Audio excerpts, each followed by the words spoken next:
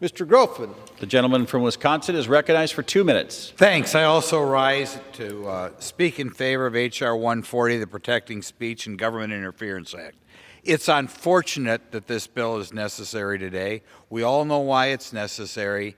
In the past, the government weighed in on Twitter and Facebook to lean on them to remove certain posts regarding news stories regarding eventually President Biden's son and his interactions with Ukraine, as well as perhaps interactions with regard to China. We weighed in at this time, or the reason the government weighed in this time, is because they wanted to make sure that President Biden won the election. Now, this is a dangerous thing. There is a certain type of government in which the government weighs in on private businesses. The private businesses are able to stay wealthy. The owners of these businesses are allowed to remain billionaires, provided they play ball with orders from the government. So in other words, you give up your freedom, you maintain your wealth. And I am afraid that is the type of country we are heading towards. The scariest thing about this speech is when we look at the Pew Research Center and found that 65% of the Democrats apparently support some form of censorship by the government, which is really a scary thing as to where we head.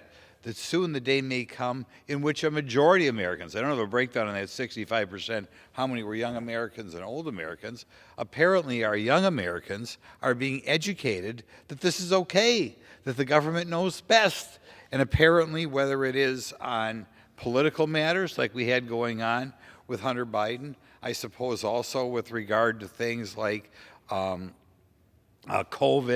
and treatments for COVID, whatever it is, everybody now, we can marshal the big corporations of America, and under threats of who knows what, we can ask these big businesses, which don't exactly have monopolies, but as a practical matter, you have to use them.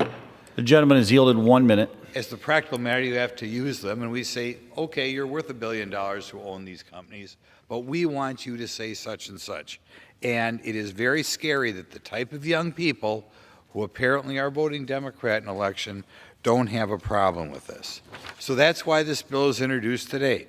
We want to make sure that in the future, when the government has a preferred opinion, be it on a potential president's relative, be it on a certain treatment for a disease, that the American public will be able to also get the other side of the story. Okay, the side of the story the government doesn't want you to know.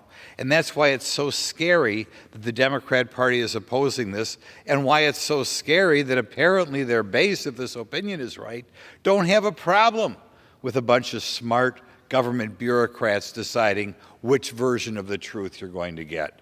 So I realize it's difficult, apparently where your base voter is for the Democrat Party to vote for this bill, but I hope you vote for it anyway, and I hope you correct what the young people have apparently been getting in school, that in a free country, one of the things we should all have is the ability to say what we want. The news you are getting should not be vetted by the government. Thank you.